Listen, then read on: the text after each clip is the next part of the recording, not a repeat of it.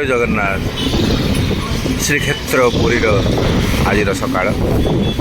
ଶାବର ଶ୍ରୀକ୍ଷେତ୍ର କୋରାପୁଟରୁ ଆସି ଶ୍ରୀକ୍ଷେତ୍ର ପୁରୀରେ ଶ୍ରୀ ଜଗନ୍ନାଥ ବଳଭଦ୍ର ସୁଭଦ୍ରାଙ୍କୁ ଦର୍ଶନ କରିବାର ସୌଭାଗ୍ୟ ମିଳିଛି। ଗତକାଲି ରାତିରେ ଦର୍ଶନ ସମାପନ ଘଟିଛି। ରାତି 11:30 ସମୟରେ ପ୍ରଭୁଙ୍କର ଦର୍ଶନ କରିଛୁ। ଆଜି ସକାଳେ କୋହଲା ପାଗ, ସୁଲୁସୁଲିଆ ପବନ ଏବଂ ଆସନ୍ତାକାଲି ଚନ୍ଦନ ଯାତ୍ରା ପାଇଁ ଏଠାରେ ପ୍ରସ୍ତୁତି। ଆସନ୍ତାକାଲି ଅକ୍ଷୟ ତୃତୀୟା, ତେଣୁ ଭକ୍ତଙ୍କର ସୁଅ ଛୁଟିଛି ଶ୍ରୀମନ୍ଦିର ଆଡ଼କୁ। ସମସ୍ତଙ୍କର ହସ୍ତ ପ୍ରସାରିତ ହୋଇଛି ଶ୍ରୀ ଜଗନ୍ନାଥଙ୍କ ଆଡ଼େ।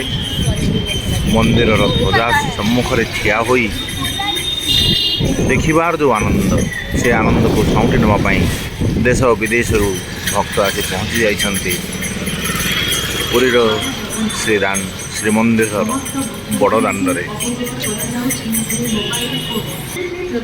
ଆସନ୍ତାକାଲି ପବିତ୍ର ଅକ୍ଷୟ ତୃତୀୟ ଅବସରରେ ରଥ ନିର୍ମାଣ କାର୍ଯ୍ୟକ୍ରମର ଶୁଭାରମ୍ଭ ଘଟିବ। ଶ୍ରୀ ଜଗନ୍ନାଥଙ୍କର ଘୋଷଯାତ୍ରା ପାଇଁ ପ୍ରସ୍ତୁତି ଆରମ୍ଭ ହୋଇଯିବ। ଶହ ଶହ ମହାରଣା ତାଙ୍କର କୁଶଳୀ ହସ୍ତରେ ଯାଦୁରେ ନିର୍ମାଣ କାର୍ଯ୍ୟ ଆରମ୍ଭ କରିବେ।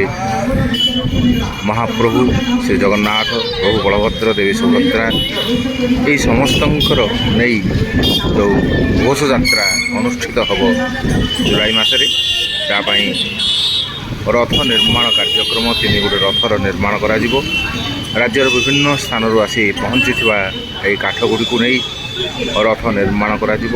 ଦିବ୍ୟ ରଥର ନିର୍ମାଣ କାର୍ଯ୍ୟରେ ଯୋଗ ଦେଉଥିବା ମହାରଣା ମଧ୍ୟ ସମର୍ପିତ ଭାବ ନେଇ ଶ୍ରୀ ଜଗନ୍ନାଥଙ୍କ ପାଖରେ ନିଜକୁ ସମର୍ପିତ କରି ଏହି ରଥ ନିର୍ମାଣ କାର୍ଯ୍ୟକ୍ରମ ଆସନ୍ତାକାଲି ଆରମ୍ଭ କରିବେ ପବିତ୍ର ଅକ୍ଷୟ ତୃତୀୟା ଅବସରରେ।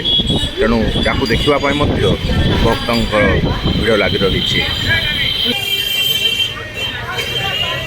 ଆଜି ଯିଏ କାଠ, ଆସନ୍ତାକାଲି ହୋଇ ଉଠିବ ଦିବ୍ୟ ଘୋଷଯାତ୍ରାର ରଥର ଏକ ଅଂଶ।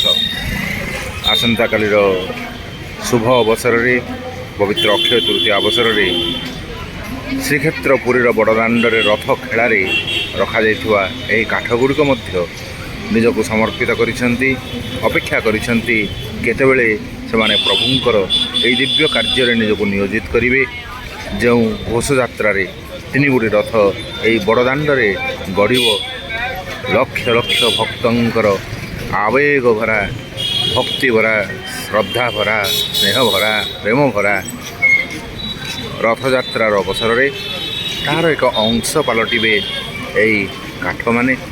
ସେମାନଙ୍କର ଜନ୍ମ ଜନ୍ମର ଯେଉଁ ଅଭିପ୍ସା ରହିଥିଲା ଦିବ୍ୟ କାର୍ଯ୍ୟରେ ନିଜକୁ ନିୟୋଜିତ କରିବା ପାଇଁ, ସେହି ଦିବ୍ୟ କାର୍ଯ୍ୟରେ ନିଜକୁ ନିୟୋଜିତ କରିବା ପାଇଁ ସୁଯୋଗ ଆସି ପହଞ୍ଚିଛି। ଆସନ୍ତାକାଲି ଠାରୁ ସେମାନେ ଦିବ୍ୟ ରଥ ହେବାର ଯେଉଁ ପ୍ରକ୍ରିୟା, ସେହି ପ୍ରକ୍ରିୟାଟିକୁ ଆରମ୍ଭ କରିବେ। ତେଣୁ ହେ ବନ୍ଧୁଗଣ, ଆଜିର ଏହି ସକାଳରେ ପ୍ରଭୁ ଜଗନ୍ନାଥଙ୍କ ନିକଟରେ ଏହିଭଳି ଆମ ସମସ୍ତଙ୍କର ଜୀବନର ଯେଉଁ ଲକ୍ଷ୍ୟ ରହିଛି, ଭଗବାନଙ୍କର ଯେଉଁ ପବିତ୍ର କାର୍ଯ୍ୟ କରିବା ପାଇଁ ଆମେ ଧରାପୃଷ୍ଠରେ ଆସି ଅବତରଣ କରିଛେ, ଆମକୁ ଅଣାଯାଇଛି ଏହି ଧରାପୃଷ୍ଠକୁ। ଆମର ଲକ୍ଷ୍ୟ କ'ଣ, ଆମେ କାହିଁକି ଆସିଛେ, ଆମର ଉଦ୍ଦେଶ୍ୟ କ'ଣ ଅଛି, ଆମର ଯେଉଁ ପରମ ଲକ୍ଷ୍ୟ, ସେ ଲକ୍ଷ୍ୟ ଦିଗରେ କିପରି ଦିବ୍ୟ କର୍ମ କରିବାରେ ନିଜକୁ ନିୟୋଜିତ କରିପାରିବା, ସେହି ପ୍ରାର୍ଥନା ଆଜି ପ୍ରଭୁଙ୍କ ନିକଟରେ କରୁଛୁ। ଶାବର ଶ୍ରୀକ୍ଷେତ୍ର କୋରାପୁଟର ସମସ୍ତ ଗିରି କନ୍ଦର, ନଦୀ ନାଳ ନିକଟରେ ରହିଥିବା ଅଧିବାସୀମାନଙ୍କର ସେହି ସ୍ନେହପୂର୍ଣ୍ଣ ଅଭିବ୍ୟକ୍ତି ଆଜି ଶ୍ରୀକ୍ଷେତ୍ର ବଡ଼ଦାଣ୍ଡରେ ଠିଆ ହୋଇ ପ୍ରଭୁଙ୍କ ନିକଟରେ ପ୍ରାର୍ଥନା କରୁଛୁ।